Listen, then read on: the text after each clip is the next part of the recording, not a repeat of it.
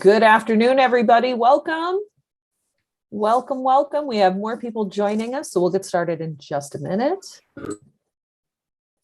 We are so glad you could be here today. You picked an amazing topic to pop in for, and we are so happy that you could join us today. All right.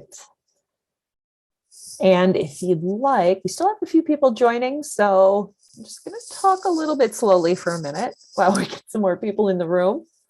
Again, welcome. Go ahead and pull up your chat. Linda has just tossed a link into chat. It's our attendance link. If you could go ahead and click that, that would be great. We are not collecting any information other than that you were here. And what we will do with that is we will use that to generate the PV certificates. So if you could click that, we'll get that sent out to you after the session today. We are currently recording, and I will send a follow-up email with the recording and everything else. All right, so go ahead and take a moment to click that link. And I think we might have settled down a little bit. I'm sure we'll have a few more people joining us, but we'll go ahead and get started. Again, welcome everybody. My name is Lori and I'm a PD specialist here at CodeHS. I'm very excited you could join us today. I also have Linda behind the scenes and she's going to be tossing some links into chat. We might be joining Joe in some conversation and we're really excited to hear this today. So we have teacher trainer and computer science teacher Joe Thompson with us today. And he's going to be talking about imposter syndrome and how we get out of that with CodeHS. So, Joe, I'm going to go ahead and pass it over to you. Hello, everybody. It's so great to be with you. Colleagues I'm so grateful to have had the colleagues that I've had, and I'm looking forward to hearing a lot from you guys during the course of this talk. I'm basically we're gonna talk about 4 or 5 different sort of segments, in addition to the fact that we know imposter syndrome is a big deal for teachers and in tech and in other areas of the world. We're going to define it. We're going to talk about why. I have some ideas about why it might be pretty widespread among CS teachers. And I'm going to tell you a little bit about how I got to be the teacher at the school where I am. And, you know, I've had a certain amount of success, but I've also battled imposter syndrome for my whole career. And how I've used CodeHS to overcome it. It's a great platform and it's a great thing to sort of lean on when you're thinking about, you know, do I really belong? Is it good for me to be in front of these students? And, you know, why am I helping my students? And then we'll spend some time talking about how you can face it and deal with it. And I really hope that we can have a lot of input from you guys during the course of this talk. And I've tasked Lori and Linda with helping facilitate input from the audience here too. So let's dive in and start talking about what imposter syndrome is. And the first thing I want to do here is offer a little moment of inspiration. I'm certainly following this NASA Artemis project pretty closely. And like everything else in our world, the new space program is heavily reliant on software. And I like to point to things like this and say, this is an example of what we're helping our students realize. And any space program is both a project and a dream, and it's so important to hold tightly to the dream as you pursue the project. So we're going to look at a short video to start with. And let's go.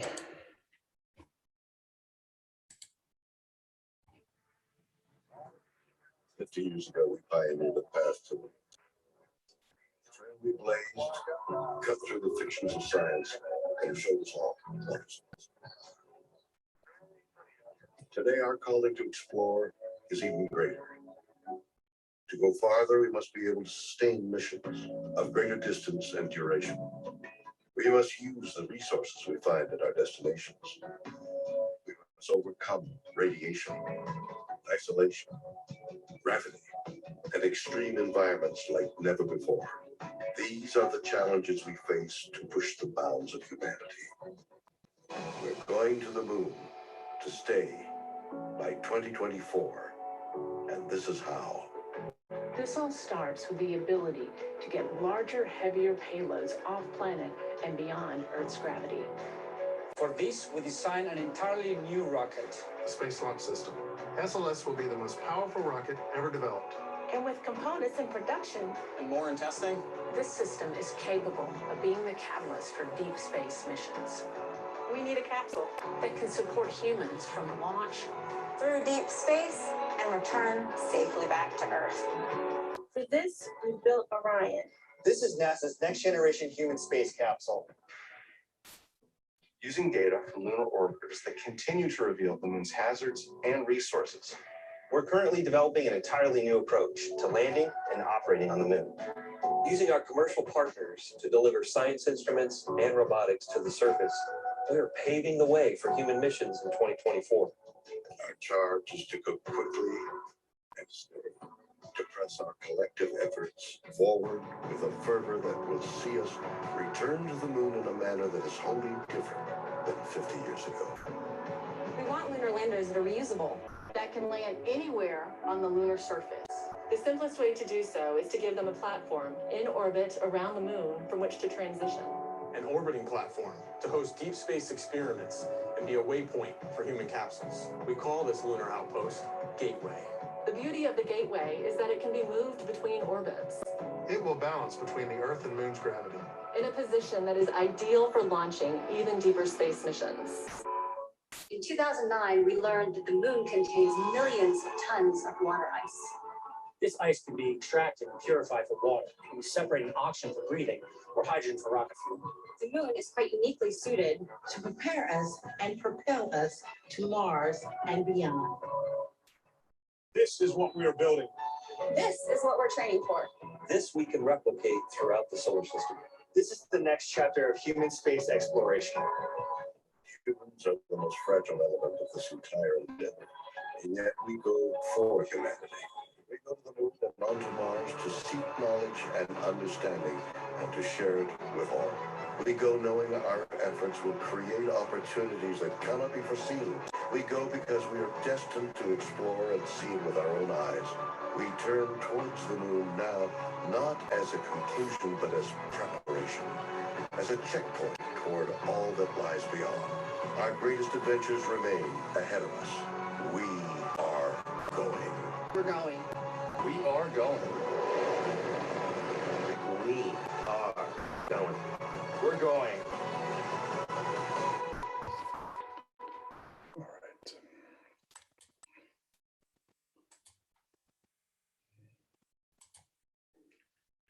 Let me hop out of full screen. Hold on. This always happens to me. All right. Let's escape from there. And let's go to the next slide. Oh, stop it. Sorry, guys. Here we go.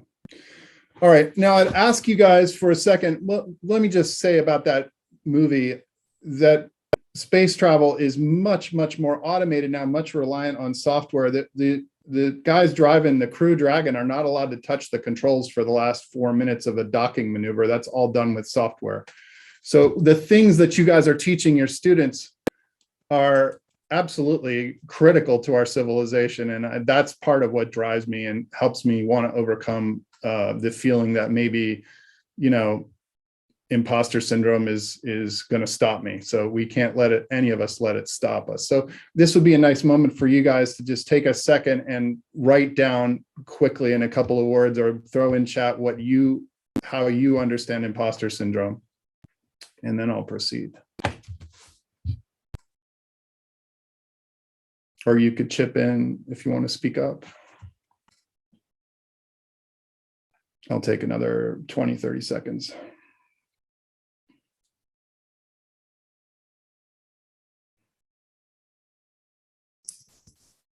I showed my students a video about the James Webb Space Telescope, and in terms of automation and massive software project, that thing is pretty impressive. And then I told them that the project is being run out of a building here in Baltimore, and they were not aware of that and really excited. Thank you, Andrew. And thank you, Jade.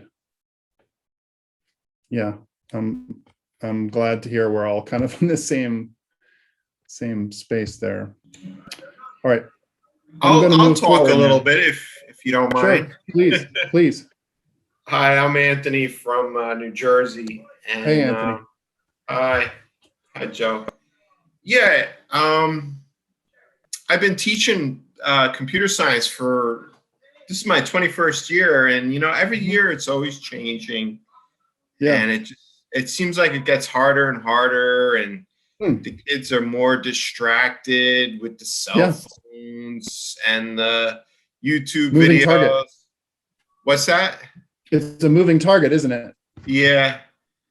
So I don't know. I really enjoyed seeing the topic because like I feel like sometimes I'm an imposter. Yeah. Yeah. And I hear that and I feel that. Absolutely. Yeah. Thank you for that comment. All right, I'm going to move on a little bit and give you sort of my thing, and it very much lines up with what Anthony just said. Thank you for jumping in there. If you feel fraudulent, you feel that you maybe shouldn't be there, maybe there's somebody else that ought to be there instead of you. If you feel that you lack the skills, meaning you're not the world's greatest coder, you're not the world's fastest coder, you're not very good at debugging. How could they put somebody in front of these students that can't debug their code that well? You don't have the education, you don't have 2 advanced degrees in writing JavaScript, or you didn't invent some great library of code, or you just don't have the qualifications to teach CS. That would all be wrapped into what we're calling imposter syndrome. And, if you look around my school and other schools, you're going to see people who are teaching who have incredible education, incredible credentials in the subject they're teaching. They would be known, proven masters of the art they're practicing, and they lean on that when they go in front of their students. And it's a little harder with CS. So there are, of course, a lot of literature about imposter syndrome, and I pulled an article from Forbes where Dr. Worrell was talking about these 2 prominent Americans, Maya Angelou and Jodie Foster. Maya Angelou, Nobel winner, has issues with imposter syndrome, where she thinks, they're going to find out. Everyone's going to find out that I'm a fraud. And Jodie Foster thought she might have to give her Oscar back because she had imposter syndrome. Can you imagine those 2 talented people? Now, in the context of what we do, I kind of had an interesting time thinking about who might really be suffering, who might really have imposter syndrome. And, Anthony's been in the game for 21 years and has the issue of it feeling like a moving target, which I've definitely felt that way the last few years. But I thought first of new teachers, somebody who's really brand new or fresh out of college or grad school, and they're becoming a teacher for the first time, which is a feeling I had not so long ago. Or also if you're new to a school, because each school has its own culture, doesn't it? So when you change, I've now changed schools twice. And in the new culture, every time you come to a new school, you feel like it's some place where you might not fit in as well, or the students might not look at you the same way they look at some other teachers. So that's going to generate some imposter syndrome. If you look at the literature on imposter syndrome, you're going to see a lot of discussion about women having imposter syndrome for a lot of different reasons. It's a vulnerability. And then we have young people who are just starting out, or maybe teachers who come from other disciplines, as I came from IT. And, part of my issue, at least in the early days, was me thinking, hey, I'm an IT guy. I'm not really a teacher. I'm an IT guy. What am I doing here? If you don't have the same kind of professional credentials that other teachers have, you may feel that absence of a professional credential. You may feel like, in my case, I don't even have a master's degree. So that I'm walking around with PhDs at my school and people have multiple masters. It always gives me a little bit of pause to think about my colleagues or other teachers that I know in the area and how credentialed they are compared to me. And then another thing would be when you start to have success, that can sort of set off imposter syndrome, because you might have a hard time giving yourself credit for the success that you have. The more successful you are, ironically, and I'm certain that Anthony, for example, has had quite a bit of success in the time he's been teaching CS, but you might feel that your success is somehow too good for your skill level. So you might have a student, I mean, I have students working at government agencies. I'm tremendously proud of them. And the fact that they've been hired at these agencies makes me a successful teacher. But it also causes me to think, how in the world did this happen? If you are one of these teachers, as I was, who I kind of had a good thing going teaching Carol and JavaScript. And then one day, the assistant head walked into my office and said, next year, you're teaching AP Java. And at that moment, I had never written a line of Java code. So I frantically went and bought a bunch of books and tried. And all I seemed to figure out the first few weeks I was teaching was, what incredible lack of knowledge and skill I had about the Java language. And I've been working on Java, and I enjoy making myself better. One of the teachers in the AP classroom likes to refer to the AP subset as a swimming pool and the actual Java language as an ocean. And Java in particular, to me, is just this massive thing that no one's ever going to really master. And it can kind of embrace how big Java is. So this one's really rings true to me. Now this next bullet point, I'm guessing there are some people in this room who are math teachers, and maybe CS is lumped into the math department. It is in my school. I'm officially a member of the math department. And I know, because I've sat in meetings and listened to these math teachers talk, and I've sat in some of their classes, how great they are at setting the agenda and laying out the solutions and understanding what's next. So my thought is that if you were a seasoned math teacher, you would be vulnerable to imposter syndrome, because you're used to one sort of understanding of a subject, and now all of a sudden you're coding in JavaScript or Java or Python, and it just doesn't feel the same level of mastery that you have when you're teaching math. And there's not the same, maybe it's even more like, maybe it might be a ceramics class or something where you just have to kind of embrace the chaos. Let's go forward. Certainly middle school teachers have to work this boundary that we have between what I think of middle school CS as sort of getting people excited and interested, and then moving into more coding in the actual languages. There's other reasons why I think middle school teachers might be very vulnerable to this. People of color, folks from an IT background. I come from an IT background, and maybe somewhat similar to math teachers. I had a kind of solid feeling about being able to support classroom teachers and come in where they had a broken computer, and I either say, hey, this is broken, we got to replace it or fix it. And it was a nice sort of settled role. And compared to that, the classroom is a little more chaotic. So if some of you are coming from IT and find yourselves teaching CS, you're in my gang there. So this is the point now that I've sort of laid out a whole bunch of possibilities of how people might be vulnerable to imposter syndrome. And before I tell you about my story, which has a lot of interesting elements that present imposter syndrome, I would ask you to again take a minute or two, and I'm loving the chat that I'm seeing here. Take a minute or two and just make a few notes or include them in the chat about how you got to where you are. And I bet there are some interesting stories of how you all ended up being a CS. There we go. Here comes an English teacher. So, please throw that stuff in the chat or just make a note on a piece of paper so that we can carry that discussion forward. And then we'll see a bunch of interesting old pictures. There we go. Business teacher, big jump. There we go. There we go. Cell phone repair, sure. Voluntold. I'm not the first person that was voluntold. There we go.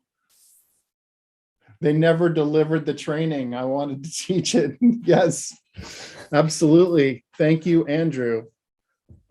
There we go. Artist, IT, librarian, math. So Ray, I managed to hit about 3 of your 4 career jumps as possible points of pain for imposter syndrome. Joe, isn't it interesting how when we talk to computer science teachers, how many are there that went to school to be a computer science teacher? Right. No. There we go. There we go. Video production. That's great. That's a great story. So many good stories out there. Oh my goodness, Lori, you got to get a hold of some of these people and we got to get this stuff noted down. I think we need to do a blog. There we go. Post on this. Yeah. Yeah. This is going to be another whole deal, isn't it? Oh, yes. How I became a CS teacher. I was thinking too, Joe, as you were talking, it's like, I know you said younger teachers, but sometimes older teachers also feel that too, because we're like, oh my goodness, every day, every minute's a senior moment for me, no question. I'm there with you. I was told to incorporate some graphics into, like my classes. And so they're asking like, what's your Adobe background, and can you incorporate maybe some Photoshop, InDesign, something like that. And I was like, okay, I know Quark Express, and that has been like deprecated over a decade ago. So I'm pretty sure I have no idea. Yeah. Well, with Java, I have many complaints about the Java language. It's the language I love to hate and hate to love. And Java, of course, there's about 4 names for every single thing, and they're all abstract concepts. So there are probably some APCS teachers in the audience who may be a little further ahead, but my guys are all finishing up module 3 of the AP course. And we've been talking about getter and setter methods. And those are also known by the names mutator and accessor, and they're also known by the names non-void and void methods. So I was throwing these lists of names of these abstract concepts out there in class, and I totally spaced on mutator versus accessor. And I was like, I'm having a senior moment right now. So that was interesting. Anyway, it's just something we battle every day. Thank you all for your chat things there. So now we're going to hear this absolutely crazy story of how I wound up where the heck I am. I'm 7 years in teaching CS. So shall I start, Lori? Here we go. Let's go. All right. So in 2001, I had a very young daughter and I started a service business doing break fix IT. And my customers told their friends, and the business got bigger. I wasn't very good at billing, at charging enough. But anyway, I did this for a while and it was good. I was able to manage a schedule and that was good.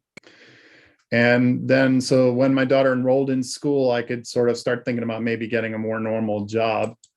And one of my customers told me that they had a friend who was an administrator at a middle school, and they didn't like the IT situation they had there. So I applied to work there and I got a job in IT. So I'm doing IT support in a school. I did that for 5 years. I did some coaching, and I've always kind of liked being around young people, and I enjoyed, being the guy who comes into the classroom and fixes the computer and then leaves, and got to meet some kids, and it was good. And then I took some teaching classes at the local community college, and the weirdest thing happened. I sort of got this feeling like getting my teaching certificate and becoming a teacher in the local public school system was this impossible cliff-like thing. And I kind of thought, this is just not going to happen for me. I mean, I was willing to put in the work and the time. It just didn't seem to me like, given everything else that was going on in my life, I just didn't see myself ending up in the classroom. And I sort of was like, okay, I'm just going to keep on doing IT and I'll get to coach and it'll be okay. So then 2014, I got hired by a different school to be an IT director there. It was a small school and they only had kind of one guy doing all the IT there, but it was a nice title and I got a raise and that felt pretty good. So I was excited to go over there and they gave me a class to teach called Computers. That was the title of the class. And the class was supposed to teach young people how to do things like back up their systems and, you know, don't drop your computer on the ground. And, you know, I thought, okay, I'm an IT guy. I'll impart some of my great wisdom. And, you know, one day I brought some junk computers that they gave me at the dump and we took them out to the picnic table and handed out screwdrivers and everybody took them apart and we tried to figure out what pieces of the computers were. But basically, it didn't take very long for these guys to be kind of bored and they were giving me this sort of signal that all of you teachers know when your kids are distracted and they're somewhere else. I was getting that pretty heavily. I was getting enough of that despite my ingenious lesson plans based on the previous outline of the course that I thought I needed to find something else to throw in here. And I don't exactly know why. Well, I thought that programming was important. And I thought we'll try to find something that will give them at least a taste of programming. And we actually tried a few different things. And maybe it was good that we tried a few different things because we were dissatisfied with some of the first things we tried. And then there we were in the fall of 2014. And I didn't know how new CodeHS was, but we found CodeHS. It had a very beautiful user interface and it was obviously gamified. And the students really liked it. And so me and my little class of 9 people kept going with CodeHS. And I remember one of my students was working on random hurdles for about 2 weeks before I realized that she had been on one problem for a couple of weeks. So it was all kinds of hijinks involved in that class, but that was how it started. And these guys I was teaching caught fire. I mean, they just loved it. They loved CodeHS. They could move through lessons at their own pace. So we had some difference learning. They liked the whole idea of getting past levels and moving up. They liked working together to finish exercises and solve problems. And they started doing this stuff all the time. They would be sitting in the lunchroom with their laptops open doing CodeHS. And the other teachers were like, well, what's going on? These guys are coding all the time. And it was kind of crazy what happened at that school. The words I repeatedly used to describe what happened is it blew up. It just went crazy. They were all telling their friends and coding on the bus, and they were coding in their other classes. They were getting in trouble for being in English class working on CodeHS. So something was going right there. And this is my student. Hold on, let me see if I can go forward here. My student, Tyler Judd, who has one of his many quotes that I like, he's the one that said to me, Mr. Thompson, computers are dumb. And I think that was one of the wisest things a student's ever said to me. And he's describing here how he felt when he was encountering CodeHS. He was stuck, and he just felt compelled to keep going with CodeHS. And then, of course, the school sort of used this popularity of coding in their way and built their brand a little bit with it.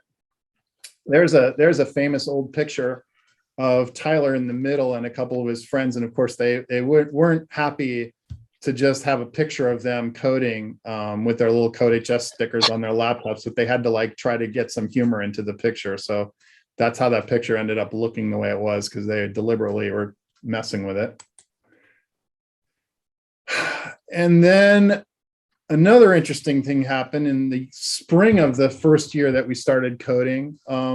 Jeremy did this crazy cross-country tour where he drove around and visited all the people that were doing, all the schools that were doing coding, and he blogged about it. Jeremy is pretty nuts. And he showed up in the CodeHS mobile with Carol, and Jeremy and Carol were about the hugest celebrities that ever hit my school at that point. It was like the Beatles had shown up and the students went running out to the car. It was just crazy. They made turn right signs to help direct Jeremy to the school. There they are. This is their big day. And Jeremy, I think Jeremy was holding the camera here, but this was a big deal at Gunston School. Let me tell you, everybody was really pumped to have him come. There's some of my students, and you know, I hope Jeremy can handle this, but the stuffed Carol was probably about as big a celebrity as Jeremy was when they brought it out. They were like, "That's Carol. That's actually Carol. Carol is there. There is a Carol. That's Carol." That's what they did. And so the school figured out this is something they can use to build their brand, and the PR people at the school did their thing. All right, call me back. And so so we had something going. I knew we had something going, and this is where my first round of imposter syndrome starts kicking in, because I'm like, oh my God, this is going crazy, and I don't have a lot of teaching training, and I'm actually confessional, I'm terrible at classroom management. I can't get kids to sit still, etc. Yeah, so I started realizing that I had pretty major imposter syndrome as we wrapped up that first year. I was successful, which is why I referred back to the idea that some of you, maybe seeing your numbers go up and, everyone's telling you how great you're doing. And that can be like something that can make you think, what, this isn't me. How come this is happening? And you're sort of looking at it in a third person. And then I had the voluntold experience that a lot of you guys were saying you have had, where I had an assistant head walk into my office and say, I'm going to teach AP Java next year. I'm like, oh my goodness, this is serious. It's an AP course. And I was apprehensive, which is the understatement of the year. So I got some guys going that spring, some of those same guys that were in that picture. And I said, let's beta test the new CodeHS AP Java course and see how we like it. And I thought at the very least, they'll get a little head start on the AP Java course. And what I ordered up the Litvin's book, which was basically a college textbook more than a high school textbook. I love their book, but I just looked at a lot of books and did the best I could. And I don't know how Garrett Rudolph's got a 4 that first year I taught AP Java, but that was some kind of incredible performance by him. And now I could sit here with you guys and we could all sit around and talk about the stuff we don't like about the official College Board AP Java course. And I still have lots of issues teaching it, but I love the Nitro CodeHS AP Java course is great. And I've learned a little more about Java. So the end result is a little bit better than it was the first time I taught this thing. But again, you guys are voluntold, and there are a lot of you in this meeting you're getting thrown into the middle of a difficult situation. And it's probably better to just acknowledge, hey, I'm taking on something hard.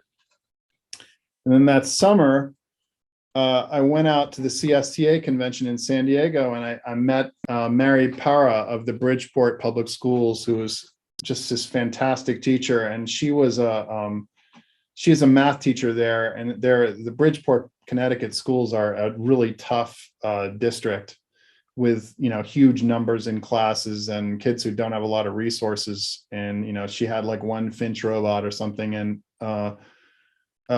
she was voluntold to do CS after a long career as a math teacher. And, we all know teachers and schools where things are a lot tougher. As however tough we think our situation is, we can all find situations that are tougher. And that's where you look at our colleagues that are in our school and colleagues that are in other schools. I mean, I could tell you about teachers that are at Arundel Middle down in Anne Arundel County, and they're just fantastic teachers everywhere. And I hope that you all will look at your colleagues as resources the way I do, because I'm so happy to be with you, and you're helping me by registering some of these things that I've been saying. The responses in the chat are really helping me.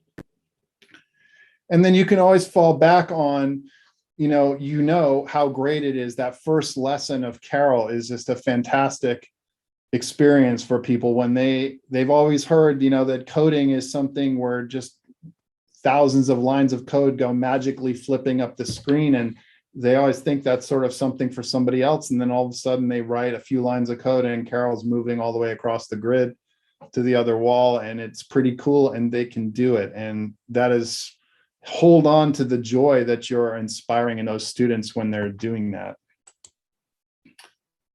While I was at Gunston, I developed a relationship with a digital arts lab at Dartmouth. Not my doing, a friend of a friend, and a couple of phone calls and a very surprising invitation from them to actually come visit their lab. And that was pretty fun. A lot of you guys know that it's kind of wide open in some ways, and that's kind of a good thing about CS. So people are very interested in how people are teaching CS in high school. So at my first school, I was in the classroom. I was still the IT director, lots of pressure. Summers were crazy. That was too many hats. And in 2017, I got to be a full-time teacher, not some teacher and some IT director, which I was very happy about that. And the coding program at the school where I went to was pretty slow. They had minor numbers, and I went there with CodeHS. And the same thing happened that happened at my previous school, where the numbers went way up. And, I'd love to take a lot of credit for that, but really what happened is the students started working on CodeHS, and they'd be working on it and they'd show their friends, and their friends would be like, I can do that. I want to get in that class. And so we added another section of intro 4 weeks into the first semester. And then the following year, we added an additional section of AP Java and a mobile app class. And then the next year we added another teacher. So I got to say goodbye to Algebra 1, which was a nice moment for me. So I sort of went part teacher, part IT director, coding teacher with a section of Algebra 1. And then finally my second year of teaching at Avon Old Farms, I was only teaching coding all the time, which was great. I was quite happy about that. And this is Avon doing the same thing that Gunston did, where they used our success to brand their school a bit, which was great.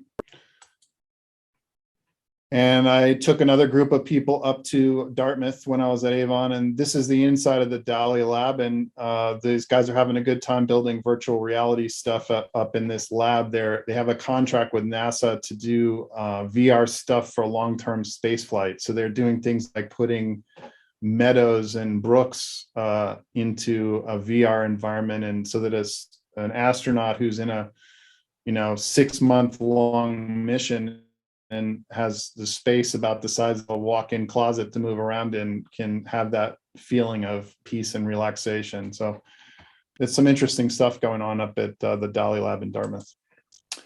Then I had to move again at the end of my second year at Avon. My dad got sick and down here in Maryland, so but I had at that point I had the ability to handle a life change like this, and I could talk about my record, and I was able to navigate the change pretty well. And I'm real happy with where I am. I'm at a great school. I'm happy with my boss, and I'm basically, things are going okay for me.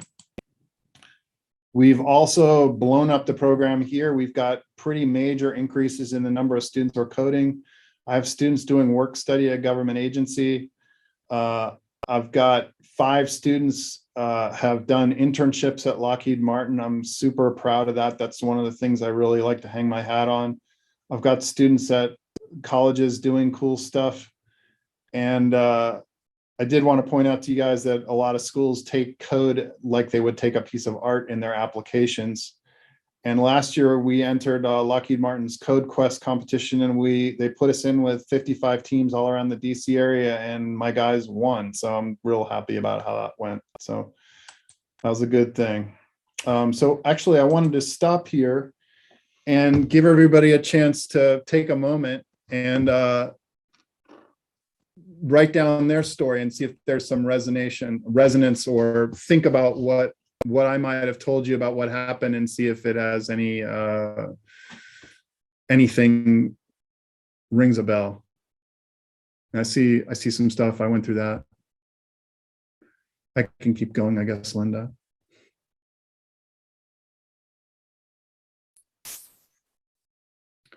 I know your story. Oh, sorry, Joe. Go ahead. I was just going to say, your story resonates so much with me too. and where I started from, because, I was that English teacher and Right. librarian who suddenly, had administration come to me and say, hey, you'd be a good tech coordinator. And I thought, okay. And so it's pretty crazy when you start getting added into those roles and suddenly you have to figure something out. So, but wow, is it rewarding and So I hope that- empowering too. There we go. Yeah, I like that word a lot. So, I hope that you all are getting the idea that that CodeHS was absolutely essential to the success that I've had. And it's absolutely the thing that has helped me at every turn. It's been the thing I've leaned on. I've leaned on it to get jobs. I've leaned on it to do as good a job as I could do. And what we're here to talk about today is how CodeHS can really help you overcome imposter syndrome and just run a successful coding program. I absolutely believe that. Yeah, thank you, Andrew, for that post. All right, so my slide, hold on, let me back up here for a second. And I just want to mention too, thanks, Anthony, for mentioning that you started using CodeHS last year during the pandemic. So thanks for joining us. Hold on, I'm somewhere way forward in my show, and now I've got to move out of this for a second. There we go. As Joe's getting himself figured out with his slide deck, I'll just say, yeah, no kidding. That pandemic year was, I think it was a big punch to the face for all of us, wasn't it? Yeah. But yeah, I think one of the things that makes CodeHS so different for me, because I was a CodeHS teacher too, and I always felt a sense of community with CodeHS. And that was long before I ever worked here. Joe, I think I was probably using CodeHS about the same time you were. And it was definitely, that was something that I sensed, is that, not only am I trying to learn how to program, and I'm using CodeHS to do that, and while I learn with my students, but to feel like you have a supportive community is just so critical. Yeah, I completely agree. So now I'm gonna move into this idea of using what we've got with CodeHS to deal with imposter syndrome. And I really feel like you have a standard model of teaching where a teacher is sort of imparting wisdom from the front of the room. And then there's another model that's becoming increasingly popular, guided discovery, where the teacher is sort of moving around the room and helping students move through content and teaching from the back, kind of, or teaching in partnership with your students. And CodeHS is set up perfectly for that. And I'll just tell you that I started teaching from the back of the room back when I was at Gunston. I really felt much more comfortable back there working through slideshows or showing code and talking over those than I would have felt up at the front of the room with the whiteboard. And I certainly will go to the front of the room from time to time, but my typical mode, and if you were to come in my classroom, you would see a bunch of counter height pods. So they're up in the air so that students and I can move around to other people's screens and see them. That's something I recommend everybody to at least try, moving your desks up in the air and teaching from the back. And what we're doing today merits some consideration. Just put that imposter syndrome out there on your table. Like, understand that you and your students are all feeling anxious about what you're doing. There's a lot of stress, involved in the job, and the students are under stress trying to get this code to run. Getting code to run is hard. I like that line about Gandalf. That's great. Sort of a trusted advisor on the side, not going to have all the answers, but we're going to try our best to get through this together. And the one thing I never want to hear from my students, and I let them know this because I've heard it from time to time, is one of the more advanced students say to somebody else, "This is easy." I used to have a really good student who's at Georgia Tech now, would sit there at lunch after our class and talk about how easy everything was. And of course, he was using that as a hammer to try to make himself feel better. But really, it's hard. What we're all doing is hard. What we're doing in teaching is hard, and what the students are doing is hard. And I think it helps to kind of say that. Anyway, I like that lead learner line. That's a great one, Linda. Thank you so much for that one, lead learner. And we do want our students to learn to work together. We all know that in professional environments, pair programming is the thing now, 2 or 3 people to a system. And you want to think about maybe setting your room up to make it as easy as possible for students to look at other students' computers, and consider the possibility that you may first encounter a classroom that's more set up to provide as much space between each individual as possible, and not really set up well for collaboration and sharing for various reasons. And then you need to think about how you're gonna constantly find ways to reinforce yourself and just to kind of feel okay about how everything is going, because you're strapping on some stress every time you walk into that classroom. All right, let's go forward. Let's see what else I got here. So I talked a little bit about guided discovery and lecture, and encouraging your students to ask questions and working the platform and not looking to you as the font of knowledge. You're helping them, because the best thing you can do is get them thinking about what the best way for them to pursue their goals is, and for them to constantly be sort of the architect of their own learning program is the way you want them to go. They're going to graduate at some point. They're not going to be in your class at some point. And if they have learned, hey, I can go look at Alex Lee's video, or I can go look at CS Awesome. Nobody's stopping me from looking at CS Awesome if I want to go over what the heck a getter and a setter method are. You've helped them.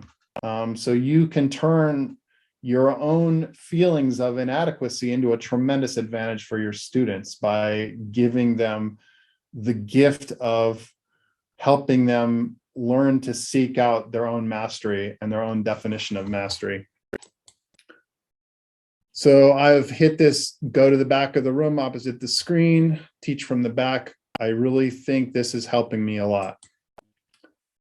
Comfort objects in your room. Okay, so along my crazy checkered path, I acquired a few things. Somebody from CodeHS sent me a Carol once upon a time, which is a tremendous object. The students love to know that Carol's actually in the room. My friends Phil and Heather saw me completely stressed out one summertime during one of these crazy summer IT projects that happen at schools, and we're turning ourselves inside out, and they brought over an ugly doll. And I love those ugly dolls. I understand there's a movie out now, so I'm kind of afraid to watch that one, but I think you all have some comfort objects. Make sure you bring them in. There you go. Collect stuff from the vendor hall. Beautiful. I have a Wall-E that my daughter gave me that I love. I have some Minecraft stuff. And, you know, you can look at the stuff. You can kind of toss in a comment about it when you're teaching your classes, and you can sort of train your students that they need to arm themselves with this kind of stuff too, that this is theirs. And it's a reflection of that this is a difficult thing that we're all doing. What are these stuffed animals doing in Mr. Thompson's class? Well, it's because what we do in here is tough, and what coders do is tough. And we need to just take a little emotional break every once in a while and go, I'm pretty decent at this. Sue Begg's class made me a cape, so there's my cape. It's hanging on the wall. There's some banners from the colleges that my students got into. There is a certificate that a student of mine earned. So comfort objects I really like. Okay, Lori and Linda. I use the problem guides an awful lot. I do not hold back with those things. I use them. I like to work from running code, and I don't know if this is normal or official CodeHS procedure, which is why I said your names, Lori and Linda. But I will come up on a lesson, and a lot of times I'll go, you know what, this is really a crazy tough lesson. Let's get the code running, and then we're going to talk about it. As a matter of fact, I did it today. I did it in AP Java today. I passed out a problem guide for amusement park, and my guys opened up IntelliJ, and we used some of the shortcuts in IntelliJ, and we typed the code into IntelliJ and ran it. It was all running, and then we talked about it. We took it apart after that. So having a student look at running code and explain it can be a really useful tool, I think. And certainly, sorry. No, I was going to say, I used to do that all the time. I would be lost. I grabbed the solution. I said, all There right, we go. let's figure it There we out. go. Let's go backwards. It is a phenomenal, it's a phenomenal way to teach. And I was not afraid to do that. I was very open with my students that, hey, I don't know this language either. So we're going to figure it out. Yeah. The answer. So there was oh, sorry. Go ahead. There was a teacher over the summer, as we were doing some of these professional development sessions, and they said that they kept the solution guides like in a binder in the back of the room. And if students got stuck, they could go and glance at the binder, but they could not take the binder from the back of the room. They just could glance at it and kind of get back on track. But it was nice to have like the printed copy of it, and that helped them to also, because they come into the classroom, you have to think like they probably experience some imposter syndrome as well. As students Absolutely. That's a fantastic idea. I think that's just great. I'm probably going to steal that one and actually have a binder. That's one of the best things I've heard. Thank you so much for that. Great. Let's see, expect adversity. I mean, we're all talking about this. Just to acknowledge that what we're doing is hard, and especially now, kids, the students have lost a little bit of social niceties and skills over the last couple of years. Don't let an adverse situation. Some of you guys might have a department head or somebody who's above you in an administration who likes to go around and question teachers, maybe in the wrong kinds of ways. Don't let them reinforce your imposter syndrome, and that's an easier thing to say than do. Keep your happy memories close at hand. Turn to them. You know, your certificates that your students do, you'll get a nice note or a card from a parent. Keep those close by, and you have some colleagues that you go to reinforce what you're doing. Those are tremendously valuable.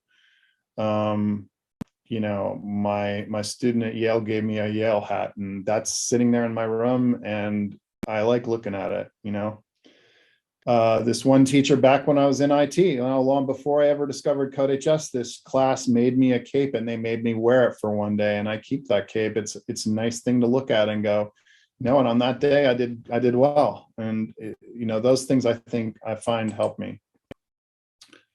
I do like chipping away at your own coding skills when you can. Try as much of the CodeHS content as you can. You know, if the one thing can happen when you're doing CodeHS stuff is you can spot a lesson or an exercise that's tough, and maybe even consider removing that from the course. If it doesn't match your style, you can certainly delete stuff from the course and not have them hit that same wall. I can't off the top of my head name 5 things that I'd yank out of a CodeHS course, but they're out there. And this one I would just underline that what we do, what we teach, and what our students do is difficult.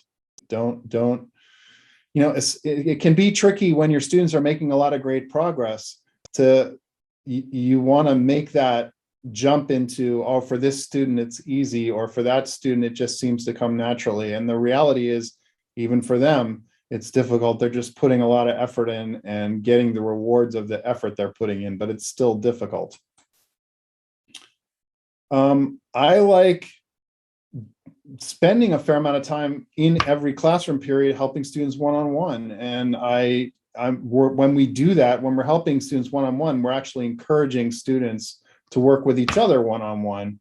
And to do this, you have to embrace the idea that your classroom management is going to be sort of secondary at that point, because you're really focused on that one student that you're with and hoping you can spot the missing semicolon or give them a little bit of help to get past the problem that they're having.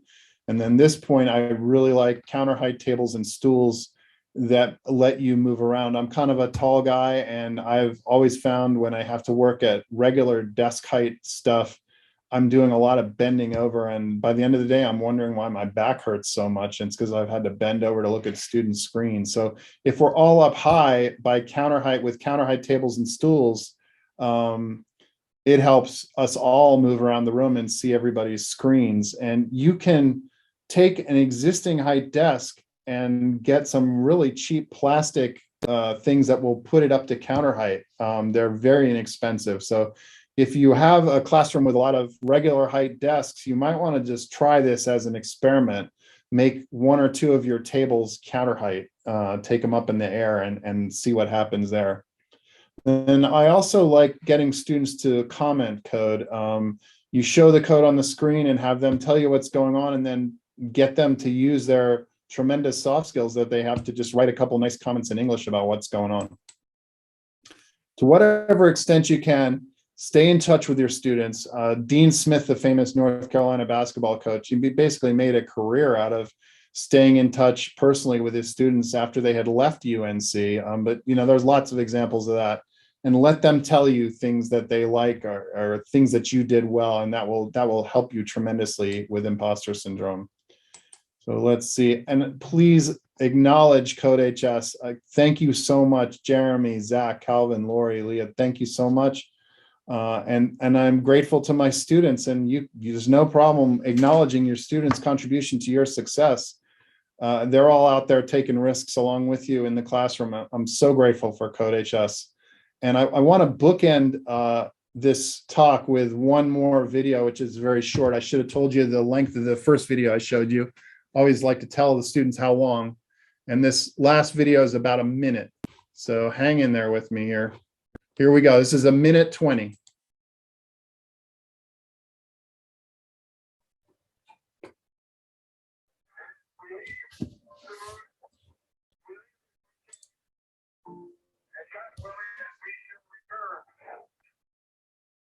You probably dreamed of this.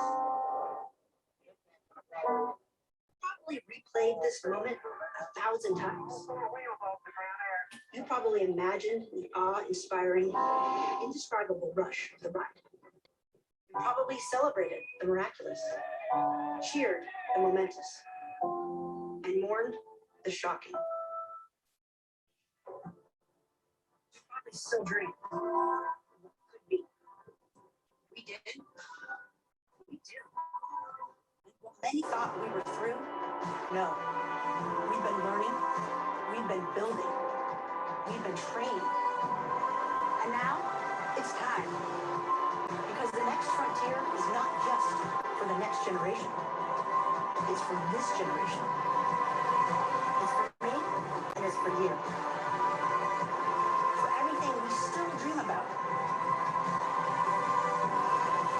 We go as Artemis. All right. See if I can do that without it running again. Escape. So that's the end of my talk. Thank you so much, everybody. Let me see if I can kill this. Okay. Thank you very much for coming. And thank you, Lori and Linda, for being here. And thanks to all of you teachers. I really, really appreciate you. Joe, this was awesome. I know I'm feeling just inspired and just so many things right now, because this all absolutely resonates with me throughout my K-12 career. Certainly, it's not like I've left it behind coming here. So this is something that we all deal with. So thank you. This was amazing. And thank you all to our amazing community of teachers. We would not be where we are without all of you. And we've already been chatting about how we can continue this community building, because we think this is so important. I'm certain that if I start asking out there, how many of you have other computer science teachers in the building that you can share this with? Probably a lot of you who are the only one. And so, we definitely want to make sure that we're here for you, not just for, the curriculum, but we want to be your support too. So we're talking about other ways that we can do that. Linda did just toss into chat. And Linda, could you toss it in there one more time for me? If in case you're not a member of the Facebook group, head out there and join that. We'll definitely, it's a great community to join the CodeHS Educator Facebook group. Yeah, it's a great way to stay connected. And don't hesitate ever to reach out to us. We're always here for any questions or however we can support you. And know that we're also thinking about more sessions like this and more talks and actually more ways to bring these things to you. And so we'll keep you posted. And if you've got ideas, let us know. We'd love to do that. And we have one other piece that we'd love for you all to take a moment to do before you leave. Linda read my mind. If you could go ahead and click on that survey, codehs.com/workshop survey, and just tell us what you think. Tell us how we did today. And if there's something else you'd like to see, tell us that too. We would definitely love to know more. You all have been amazing. And thank you so much for coming today. I'm also grateful that you are here. Joe, you've been awesome. So thank you. Amazing. Thank you. It's been great. I really appreciate you guys. Thank you. So very happy that you are a part of our CodeHS educator family and a part of our CodeHS teacher trainer family now too. So thank you so much. And thanks everybody. We'll go ahead and wrap up for today. Make sure you're checking out those upcoming, any upcoming workshops. By the way, Joe has another one next week. We're going to be doing certification culture. I would recommend checking it out. It's pretty awesome. So you can head out to codehs.com/free-PD. I lost my mouse, or I would totally, there it is, codehs.com/free-PD. And I'll toss that into the follow-up email as well. All right, we'll go ahead and wrap up for today. Thank you, everybody. You'll get a follow-up email probably by tomorrow, end of day. So thanks, everybody. Have a wonderful evening.